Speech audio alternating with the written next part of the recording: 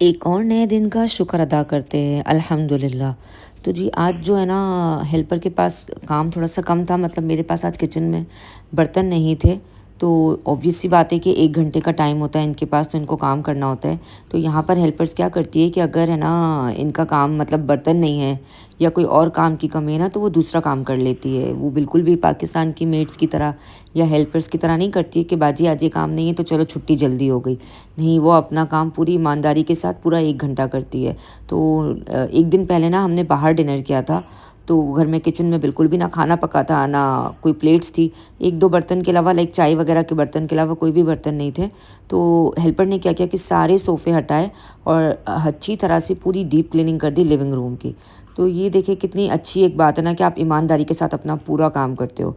क्योंकि मेरे पास जो हेल्पर है ना वो ऑलमोस्ट 1 घंटे के लिए है, डेली आती है 1 घंटा और मतलब 1 घंटे का ही काम करती है। अच्छा, बस हेल्पर्स गई थी अभी काम करके, तो पानी वाला आ गया था, पानी की बॉटल्स डिलीवर करने के लिए, जो हम लोग यहाँ पे मिनरल वाटर लेते हैं ना उसकी। और साथ-साथ अभी तो वो गया ही था, तो नून से मेरा पार्सल आ गया था। क्योंकि जो ग्रोसरी है ना वो ऑलमोस्ट अल्टरनेटिव डेज़ पे आती ही रहती है। जैसे आलू है, प्याज है, ये सब चीज़ें हैं ना जो मैं ज़्यादा स्टॉक नहीं कर सकती हूँ। ऑलरेडी यहाँ पर इतनी गर्मी हो गई है कि अगर मैं बहुत ज़्यादा मंगाऊंगी ना और बाहर रखूँगी ना तो ख़राब हो जाएगा। तो वैसे तो मैं फ्रिज में ही रखती हूँ और फ्रिज में ज़्यादा स्टॉक नहीं कर सकती, क्योंकि फ्रिज में अगर ज़्यादा स्टॉक करूँगी तो स्पेस का मसला आ जाएगा। तो बस फिर क्या, हर हफ्ते में 1 बार या 2 बार मैं अकॉर्डिंग टू जितनी मुझे नीड होती है ना इतनी ग्रॉसरी मंगा लेती हूँ। जैसे 1 किलो टमाटर मंगा लिए, 1 केजी आलू मंगा लिए, मतलब 1 केजी पोटैटो मंगा लिए, 1 केजी अनियन मंगा लिया, इस तरह से 2 गड्डी धनिया की मंगा ली। तो बस इस तरह से मैं मंगा के फिर रख लेती हूँ। अब वही देखिए सबको पेपर बैग से निकाल लिया था और फिर है ना हर चीज़ को उनकी जगह पे रख रही थी, लाइक फ्रिज में जो रखना था वो फ्रिज में रख रही थी।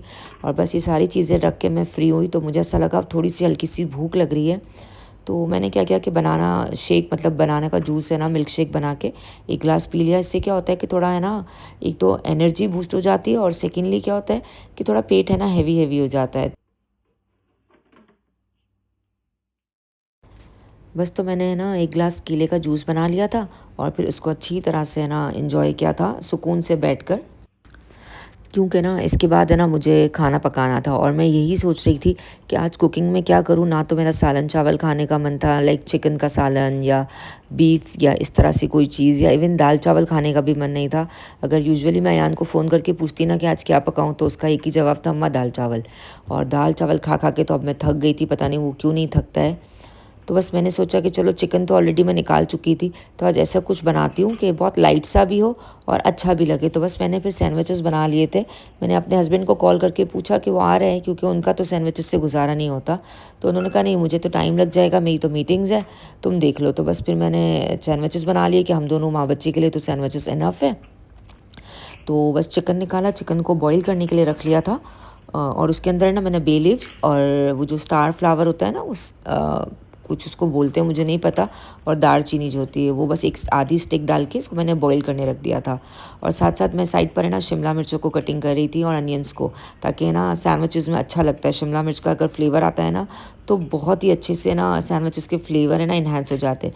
इवन शिमला मिर्च है ना, कैप्सिकम को हम बहुत सारी चीज़ों में यूटिलाइज़ कर सकते हैं, सिर्फ इसके टेस्ट और फ्लेवर्स के लिए बहुत ज़बरदस्त होते हैं। यूजुअली ना अयान वेजिटेबल्स इतने शौक से नहीं खाता है, तो मैंने इस तरह से बहुत बारीक बारीक कट कर लिया था कि ये सब मिक्स हो जाएगा ना तो पता भी नहीं चलेगा। लेकिन अल्हम्दुलिल्लाह अभी है ना मैंने नोट किया कि रमज़ान में जहाँ जहाँ मैंने कैप्सिकम या शिमला मिर्च को ऐड किया है ना, तो उसने नखरे नहीं किए खाने में, वो खा लेता है।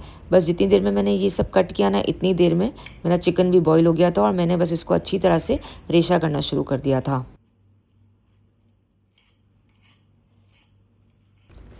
अब है ना पैन में मैंने तकरीबन 2 से 3 टेबलस्पून तक ऑयल ले लिया था और फिर इसमें जो है ना मैंने डाल दिया था अपना अनियन। जब ऑयल गर्म हो गया था, जैसे ऑयल थोड़ा सा गर्म हो गया ना, तो इसमें अनियन डाल के अच्छी तरह से अनियन को ना सौटे कर लिया था।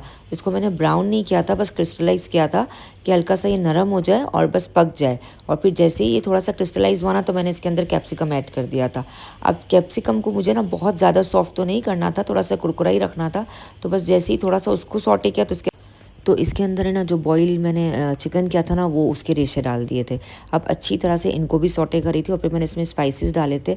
मैंने हाफ़ टी स्पून अदरक का पाउडर डाला था, हाफ़ टी स्पून जो है ना लहसुन का पाउडर डाला था और हाफ़ टी स्पून मैंने इसके अंदर डाला था चिली, ये जो चिली फ्लेक्स होते हैं ना ये डाला था, मतलब कुटी हुई मिर्ची। हाफ़ टेबल स्पून मैंने ब्लैक पेपर का डाला था, हाफ़ टेबल स्पून भी नहीं डाला था, कुछ पिंचेस डाले थे, लाइक 1-2 पिंच डाले थे ब्लैक पेपर के। साथ साथ मैंने मस्टर्ड सॉस डाला था और इसके अंदर थोड़ा सा मैंने चिली गार्लिक सॉस इस वक्त डाल दिया था। ठीक है, इन सारे मसालों को मैंने अच्छी तरह से मिक्स किया और इसके बाद इसके अंदर मैंने डाला था सॉल्ट, नमक डाला था और हाफ़ टी स्पून नमक डालने के बाद मैंने इसके अंदर समझो 2 या 3 पिंच या आप समझ लो क्वार्टर टी स्पून जो है ना मैंने डाला था चिकन पाउडर। अच्छा, मैंने इसको फिर टेस्ट किया ना तो मुझे नमक थोड़ा सा कम लग रहा था, तो मैंने और थोड़ा सा नमक डाला और अच्छी तरह से इसको जो है ना भून लिया। ठीक है, अब है ना इसको अच्छी तरह से बाइंडिंग करना था। तो बाइंडिंग के लिए वैसे तो हम लोग मैदा या ऐसी चीज़ें यूज़ करते हैं, बट मुझे उसका कोई फ्लेवर नहीं चाहिए था। तो मैंने क्या किया था कि ये टोमेटो प्यूरी में लाई थी ना, तो बस समझो आप हाफ़ टेबल स्पून मैंने इसके अंदर टोमेटो प्यूरी डाली और इसको अच्छी तरह से मिक्स कर लिया। तो ये क्या हो गया, थोड़ा सा मिक्स हो गया था बैटर। ठीक है, और इसके अच्छे से फ्लेवर भी आ गए थे, लेकिन मैंने थोड़ा सा इसको कुक कर लिया था, कच्चा नहीं छोड़ा था। बस फिर मैंने ब्रेड लेके ब्रेड के कॉर्नर्स को निकाल लिया। अच्छा, ये कॉर्नर्स है ना मैं वेस्ट नहीं करती हूँ, उसको मैं वापस शॉपर में डालती हूँ, फ्रिज में रख लेती हूँ। जब 3-4 दिन हो जाते हैं और थोड़े हार्ड हो जाते हैं ना तो मैं इसको ग्राइंड करके as a bread crumb use कर लेती हूँ। ये मैंने कई बार इस तरह से यूज़ किया है। मेरे पास है ना थाउज़ेंड आइलैंड पड़ा था, ये सैलेड की ड्रेसिंग होती है, इसके अलावा मेरे पास कोई और चीज़ नहीं थी।